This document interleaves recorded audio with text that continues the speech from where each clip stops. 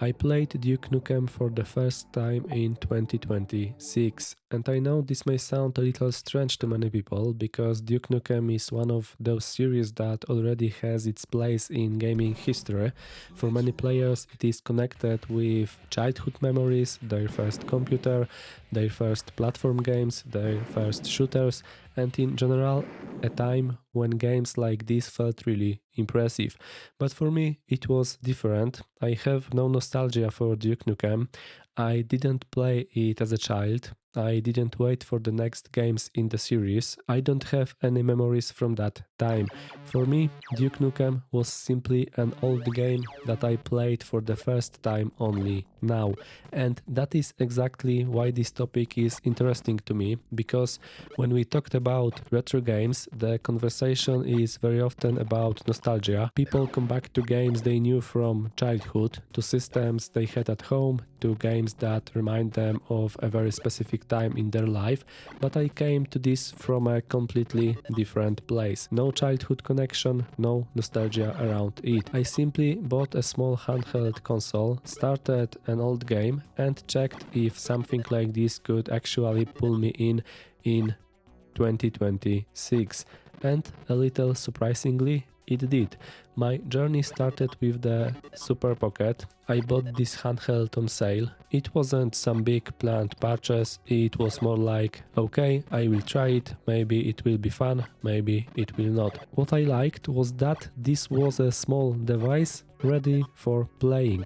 No complicated setup, no emulator settings, no searching for files, no endless lists of options. You just take the handheld, put in cartridge and play. At that time, I bought two Evercade cartridges for my Super Pocket, Duke Nukem and Tomb Raider, and Duke Nukem Collection 1 and Tomb Raider Collection 1. And when I look back now, I can see that this was a very important moment, because these two cartridges were the beginning of my whole journey with Evercade, with collecting cartridges and with retro games in general. Back then, I didn't think about it that way. I was not planning a collection, I was not thinking about a channel where I would explore retro games. I didn't expect this to become a bigger hobby for me. I simply wanted to check if this kind of gaming would work for me, and the first game I really started playing more seriously was Duke Nukem 1. At first, I did not expect much, because let's be honest, when you start an old game for the first time in 2026, it is very easy to look at it from a distance. The graphics are simple, the animation are simple, the whole thing looks like it comes from a completely different time. And if you have no nostalgia, a game like this gets no special treatment. You cannot say, I like this because I played it as a child. You are left with a much simpler question. Do I really want to play this today? And in the case of Duke Nukem, the answer was yes. Not because it is some huge epic adventure, not because it has a deep story or modern presentation. Something much simpler pulled me in. This game is clear, fast and fun. You enter a level, you jump, you shoot, you collect items, you look for the way forward, you avoid danger, and you try to get a little further. There is no tutorial that holds your hand for 15 minutes. There is no screen full of icons, maps, markers, side quests and notifications. There is a game and you play it. For me, that felt very refreshing, especially because I was not looking for another huge game for 50 or 100 hours. I was not looking for a game that would throw mechanics, story, inventory, maps and a long to-do list at me. I wanted something that would help me switch off for a moment, and Duke Nukem worked surprisingly well for that. The biggest discovery for me was that a short 15 or 20 minute session could really help me relax. It was not the kind of gaming where I sit down for the whole evening and disappear for several hours. It was more like this. I have a short break, I turn on the handheld, I play part of a level, I try to get past a harder section, maybe I finish one stage, maybe I do not, but after those few minutes I feel that my head has rested a little, and That was important to me, because modern games can be great, but they often need a lot of attention. You need to remember where you are, what you are supposed to do, how the inventory works, where the story is going, which quests are active, and what you wanted to do the last time you played. Here I had something simpler. A short session, a clear goal, immediate action, and suddenly I saw that gaming could be not only entertainment for me, but also a way to rest. Not as an escape for half a day, more like a small reset during the day. And I think that was the moment when I started to understand that retro games can be about more than nostalgia, because I didn't miss Duke Nukem. I was only discovering it for the first time, and I still had fun. That was a very interesting moment for me, because it showed me that an old games can still work without memories. Of course, not every game can do that. I'm sure there are many old games that are hard to enjoy today without nostalgia. There are also games that are more like historical curiosities than something you really want to play now. But Duke Nukem 1 showed me that some games still have a simple and strong foundations. Movement, jumping, shooting, exploration, secrets, short levels, and the feeling that after a mistake you want to try again. This is not a game that tries to be bigger than it is, and maybe that is why it worked so well for me. Of course, I don't want to pretend that Duke Nukem 1 is a perfect game.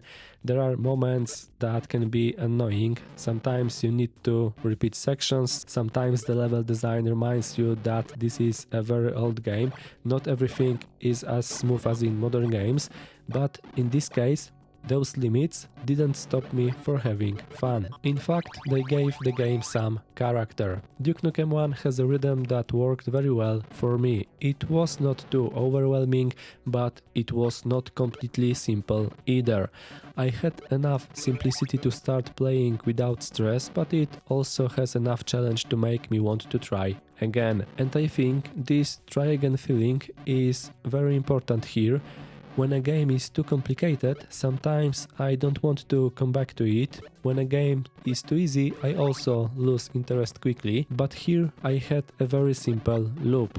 I will try one more time, maybe this time it will go better. And suddenly one short session turned into another. Not because I had to, not because the game forced me to log in every day, collect rewards or make progress. I simply wanted to play, and this is one of the things I really liked about Evercade and the whole cartridge format.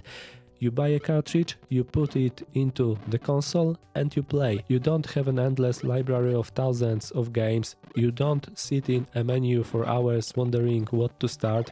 You have a specific collection, a physical cartridge, and a limited choice. And for me, that limit turned out to be a good thing, because instead of jumping between hundreds of titles, I started really playing one specific game. And that is how my cartridge collection started. First, there was the Super Pocket, then Duke Nukem and Tomb Raider, then more games, more collections, and more questions. What else is worth checking out? What still works without nostalgia? What is only an interesting piece of history?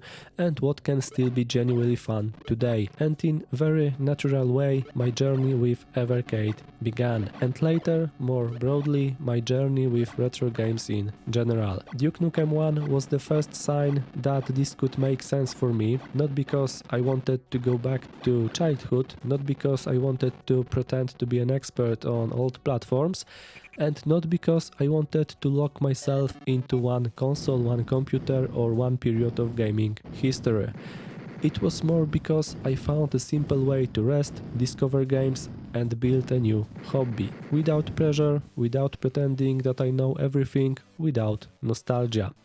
And this is the perspective that interests me the most, because when you play an old game without nostalgia, you don't defend it at all costs, you don't automatically say that everything was better in the past, you don't look at it through childhood memories, you simply check if the game still works. Is it fun? Do you want to come back? Do you feel better after 15 minutes? Or do you just wonder why people like this in the first place? In the case of Duke Nukem, the answer was positive for me. This game pulled me in, not because of the story, the graphics or a huge world, but because of simple, clear gameplay that turned out to be perfect for short sessions. And that is why this video is not really a classic review of Duke Nukem. It is more a story about how one simple retro game showed me that in 2026 you can still discover old games for the first time and really enjoy them, without childhood memories, without nostalgia. Simply as someone who sits down, starts the game and checks if it still works. In my case, Duke Nukem worked. And it is very possible that without this game, my whole journey with Evercade, cartridges and discovering retro games from zero would not have started at all. And I think that is the best recommendation I can give this game.